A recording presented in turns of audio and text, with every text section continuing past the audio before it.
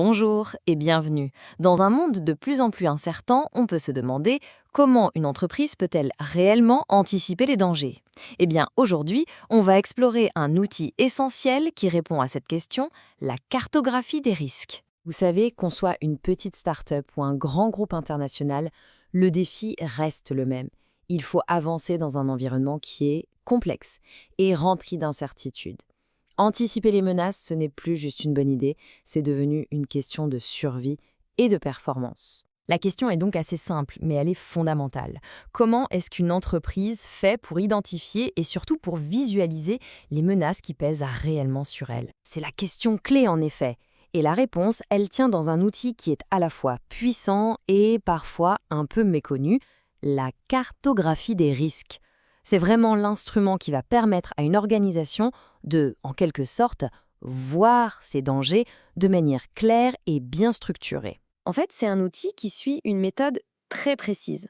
La première étape, c'est d'identifier tous les risques imaginables. Ensuite, on les évalue, c'est-à-dire quelle est la probabilité qu'ils arrivent et si ça arrive, quel serait l'impact. Et enfin, le plus important, on les classe, on les hiérarchise pour savoir exactement où concentrer les efforts. Mais attention, il faut être très clair. Ce n'est pas juste une simple liste de problèmes potentiels. Une bonne cartographie des risques, une cartographie efficace, doit répondre à une question cruciale. Qu'est-ce qui pourrait nous empêcher d'atteindre nos objectifs stratégiques? Ce lien doit être absolument direct. D'accord, le concept est clair. Mais très concrètement, pourquoi est-ce que c'est devenu un outil incontournable pour les entreprises aujourd'hui? C'est une excellente question, car il y a vraiment deux facettes. D'un côté, c'est vrai, il y a une certaine contrainte. Des réglementations comme la loi Sapin 2 ou des référentiels comme le COSO l'exigent. Mais ce serait une erreur de s'arrêter là. La vraie valeur, c'est l'opportunité stratégique que cet outil représente. Oui, les bénéfices vont bien au-delà de cocher une case de conformité.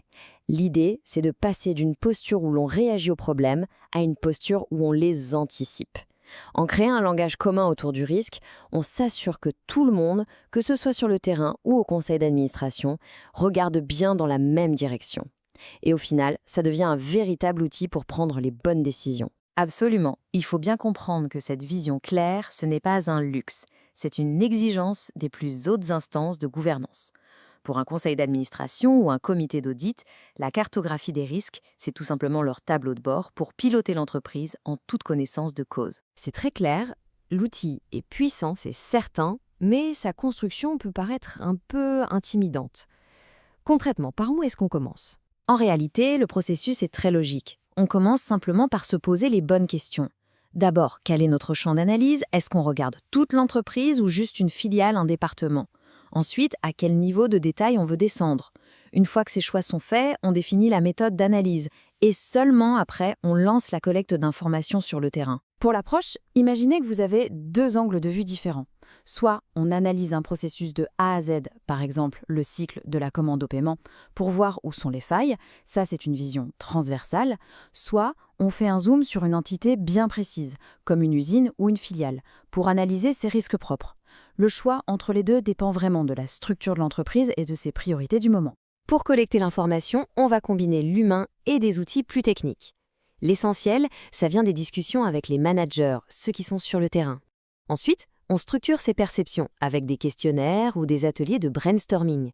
Et enfin, pour l'analyse, on utilise des outils bien connus comme la fameuse matrice probabilité-impact, tout en s'appuyant sur des cadres de référence reconnus comme la norme ISO 31000. D'accord, donc une fois que cette carte est dessinée, avec ces zones de risque bien identifiées et classées, on en fait quoi? Quelle est son utilité pratique, en particulier pour un auditeur interne? C'est là que tout prend son sens. Une cartographie des risques, ça ne doit jamais finir au fond d'un tiroir. C'est le document de référence, la véritable clé de voûte qui va guider tout le plan de travail de l'audit interne pour l'année qui vient. Très concrètement, ça permet d'allouer les ressources de l'audit de manière intelligente. C'est ce qu'on appelle l'approche basée sur les risques. Au lieu de saupoudrer un peu partout, on va concentrer la majorité de son temps, par exemple 70%, là où le danger est le plus grand. C'est une vraie garantie d'efficacité et de pertinence pour la direction générale. Et au-delà de la planification, c'est aussi un formidable outil de communication.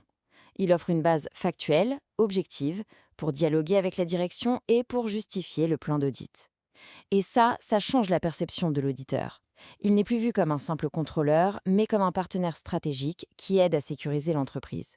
C'est essentiel pour bâtir la confiance. Tout à fait. Si on ne devait retenir qu'une seule chose, ce serait celle-ci. La cartographie des risques, ce n'est pas un exercice administratif de conformité. C'est un outil de pilotage qui doit être vivant, stratégique et qui est au service de la performance durable de l'entreprise. Finalement, ça nous amène à la question que chaque dirigeant, chaque membre d'un conseil d'administration devrait se poser. Est-ce que notre organisation connaît vraiment ces risques majeurs? Souvent, la réponse à cette question est le point de départ d'une démarche qui est absolument essentielle.